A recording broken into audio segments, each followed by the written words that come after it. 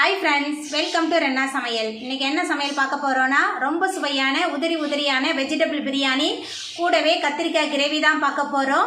இந்த வெஜிடபிள் பிரியாணி கூட கத்திரிக்காய் கிரேவி தொட்டு சாப்பிட்றதுக்கு ரொம்ப சுவையா இருக்கும். எளிமையான முறையில் சூப்பரா செஞ்சிரலாம்.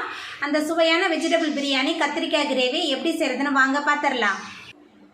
வெஜிடபிள் தம் பிரியாணி பண்ணுறதுக்கு 3 டேபிள் ஸ்பூன் அளவுக்கு எண்ணெய் சேர்த்துடலாம். கூடவே 2 டீஸ்பூன் அளவுக்கு நெய் சேர்த்துக்கலாம். எண்ணெய் சூடாகி நெய் நல்லா உருகி வந்துருச்சு. இதில் பட்டை கிராம்பு ஏலக்காய் சேர்த்துடலாம். பட்டை கிராம்பு ஏலக்காய் நல்லா பொரிய ஆரம்பிச்சிருச்சு. நீல வாக்கில் நறுக்குன 4 பெரிய வெங்காயம் சேர்த்துக்கலாம். பெரிய வெங்காயம் சேர்த்துட்டு நல்லா வதக்கிடலாம். வெங்காயம் நல்லா வதங்கி வரணும். நல்லா வதக்கிடலாம். வெங்காயம் நல்லா வதங்கி வந்துருச்சு. இப்போ நீல வாக்கில் நறுக்கி வச்சுருக்கிற 4 தக்காளி பழம் சேர்த்துக்கலாம். தக்காளி சேர்த்துட்டு நல்லா வதக்கிடலாம். வெங்காயம் தக்காளிலாம் நல்லா வதங்கணும். நல்லா வதக்கிடலாம். வெங்காயம் தக்காளி நல்லா வதங்கி வந்துருச்சு. அதுக்கப்புறமா 3 டேபிள் ஸ்பூன் அளவுக்கு இஞ்சி பூண்டு விழுது சேர்த்துடலாம். இஞ்சி பூண்டோட பச்சை வாசனை போகிற அளவுக்கு நல்லா வதக்கி விட்டுடலாம். வெங்காயம் தக்காளி நல்லா வதங்கி இஞ்சி பூண்டோட பச்சை வாசனை போயிடுச்சு. வெங்காயம் தக்காளி எந்த அளவுக்கு நல்லா வதங்கி வருதோ அந்த அளவுக்கு நல்ல சுவையாக இருக்கும் வெஜ் பிரியாணி.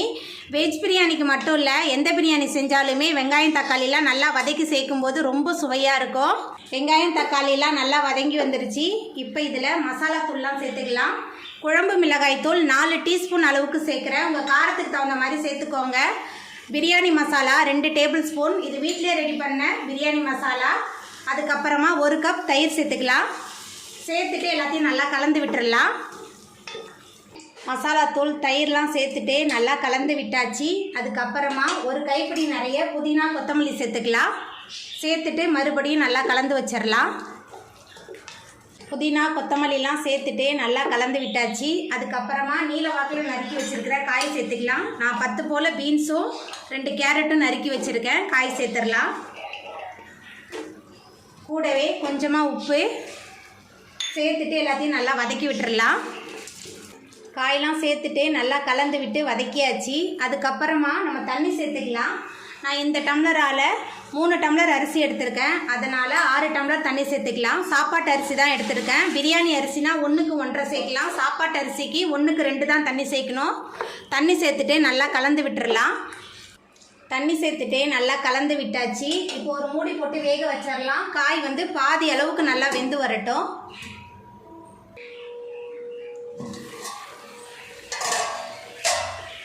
வெஜ் பிரியாணிக்கு நம்ம ரெடி பண்ணி வச்சுருந்த காயெலாம் ஓரளவுக்கு நல்லா வதங்கி வெந்து வந்துருச்சு. இப்போ இதில் நம்ம அரிசி சேர்த்துக்கலாம். அரிசியை வந்து ஒரு 15 நிமிஷமாக தண்ணியில் ஊற வச்சுருந்தேன். அரிசி சேர்த்துக்கலாம். இது சாதாரண சாப்பாட்டு அரிசி தான். அரிசி சேர்த்துட்டு நல்லா கலந்து விட்டுடலாம். அரிசி சேர்த்துட்டு நல்லா கலந்து விட்டாச்சு. தண்ணி நல்லா வற்றி வரட்டும். டம் பண்ணுறதுக்கு தண்ணியெல்லாம் நல்லா வற்றி வர ஆரம்பிச்சிருச்சு. மேலால் 1 டேபிள் ஸ்பூன் அளவுக்கு நெய் சேர்த்துக்கலாம். நெய் இல்லைனா எண்ணெய் சேர்த்துக்கலாம். நான் இன்றைக்கி நெய் சேர்க்குறேன். அப்போ தான் ஒன்றோடு ஒன்று ஒட்டாமல் வரும். நல்ல மணமாகவும் இருக்கும். நெய் சேர்த்துட்டு நல்லா கலந்து விட்டுடலாம். நெய் சேர்த்துட்டு நல்லா கலந்து விட்டாச்சு. இப்போ நம்ம தம் போட்டுடலாம். தம் போடுறதுக்கு ஒரு பழைய தோசைக்கல்லை கீழே வச்சிடலாம்.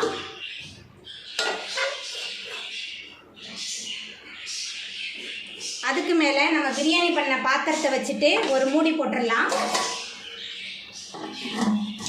ஒரு வெயிட் எடுத்து வச்சிடலாம். அடுப்பை மிதமான தணலில் வச்சு ஒரு 20 நிமிஷத்துக்கு நம்ம தம் பண்ணிடலாம். 20 நிமிஷம் ஆகிட்டே இப்போ நம்ம தம்லேருந்து எடுத்துடலாம்.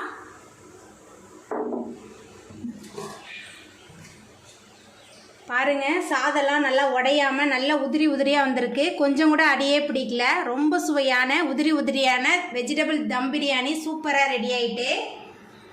பிரியாணி கத்திரிக்காய் பண்ணுறதுக்கு முதல்ல ஒரு தேங்காய் பேஸ்ட் ரெடி பண்ணணும். அதுக்கு 3 டேபிள் ஸ்பூன் அளவுக்கு வேர்க்கடலை சேர்த்துக்கலாம்.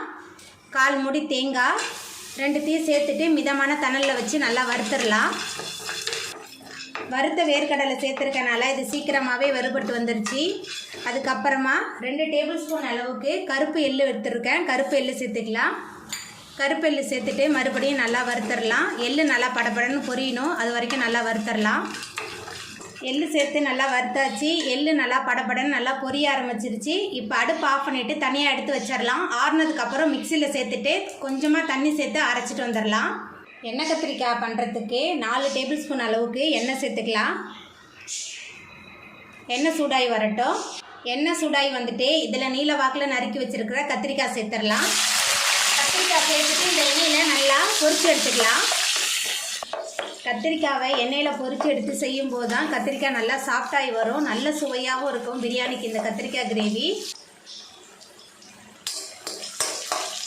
கத்திரிக்காய் நல்லா சாஃப்டாகி வதங்கி வெந்து வந்துடுச்சு. இப்போ இதை நம்ம தனியாக எடுத்து வச்சிடலாம்.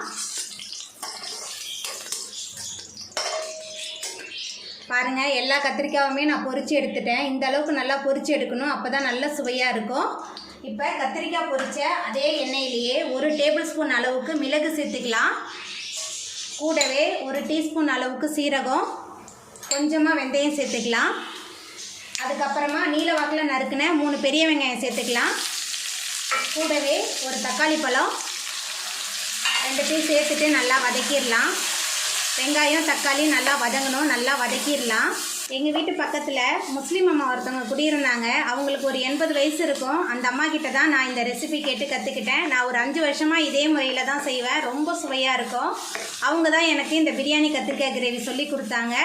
நம்ம சேர்த்த வெங்காயம் தக்காளிலாம் நல்லா வதங்கி வந்துருச்சு. அதுக்கப்புறமா 1 டேபிள் ஸ்பூன் அளவுக்கு இஞ்சி பூண்டு விழுது சேர்த்துடலாம். கூடவே கொஞ்சமாக கருவேப்பிலை எல்லாத்தையும் சேர்த்துட்டு நல்லா வதக்கிடலாம். இஞ்சி பூண்டோட பச்சை வாசனை போகணும், அது வரைக்கும் நல்லா வதக்கிடலாம். வெங்காயம் தக்காளி நல்லா வதங்கி இஞ்சி பூண்டோட பச்சை வாசனை போயிடுச்சு. அதுக்கப்புறமா இதில் நம்ம மசாலா தூள்லாம் சேர்த்துக்கலாம். குழம்பு மிளகாய் தூள் 2 டேபிள் ஸ்பூன் எடுத்திருக்கேன். கொஞ்சமாக மஞ்சள் தூள் சேர்த்துக்கலாம். அதுக்கப்புறமா கத்திரிக்காய் கிரேவிக்கு தேவையான அளவுக்கு உப்பு சேர்த்துக்கலாம். கூடவே சின்ன லெமன் சைஸ் புளியை தண்ணியில் ஊற வச்சு கரைச்சி வச்சுருக்கேன், புளி தண்ணி. அதுக்கப்புறமா கொஞ்சமாக தண்ணி சேர்த்துக்கலாம்.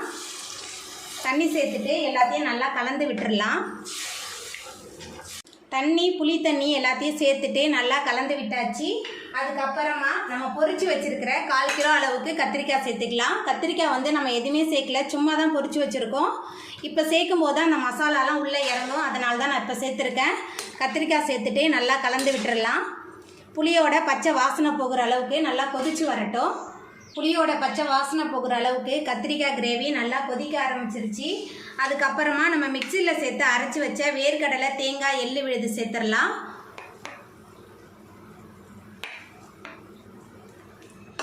சேர்த்துட்டு நல்லா கலந்து விட்டுடலாம். வேர்க்கடலை எள்ளு தேங்காய் விழுதெல்லாம் சேர்த்துட்டு நல்லா கலந்து விட்டாச்சு. எல்லாமே சேர்ந்து நல்லா கொதிச்சு எண்ணெய் பிரிஞ்சு வரட்டும். பிரியாணி கத்திரிக்காய் கிரேவி நல்லா கொதிச்சு எண்ணெயெல்லாம் பிரிஞ்சு வர ஆரம்பிச்சிருச்சு. இப்போ நம்ம அடுப்பு ஆஃப் பண்ணிடலாம். நம்மளோட சுவையான கத்திரிக்காய் கிரேவி ரெடி ஆகிட்டு அவ்வளோதாங்க. ரொம்ப சுவையான உதிரியான வெஜிடபிள் பிரியாணி கூடவே கத்திரிக்காய் கிரேவி சூப்பராக ரெடி ஆகிட்டு. சுவையான இந்த வெஜ் பிரியாணி கத்திரிக்காய் கிரேவியை நீங்களும் உங்கள் வீட்டில் செஞ்சு பாருங்கள். இந்த வீடியோ உங்களுக்கு பிடிச்சிருந்தா லைக் பண்ணுங்கள், ஷேர் பண்ணுங்கள், கமெண்ட் பண்ணுங்கள், சப்ஸ்கிரைப் பண்ணுங்கள். அப்படியே பக்கத்தில் உள்ள பெல் பட்டனை கிளிக் பண்ணிடுங்க. நன்றி.